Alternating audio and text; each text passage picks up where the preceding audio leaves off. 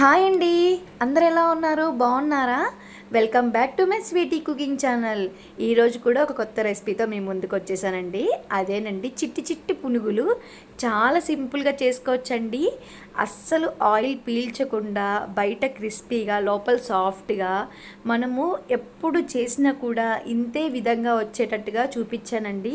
మీరు కూడా మీకు ఈ పునుగులు నచ్చితే మాత్రం తప్పకుండా వెళ్ళి ఫుల్ వీడియో లింక్ అనే కింద డిస్క్రిప్షన్లో పెడతానండి. తప్పకుండా వెళ్ళి చెక్అవుట్ చేయండి. చాలా చాలా అంటే టేస్టీగా ఉన్నాయి.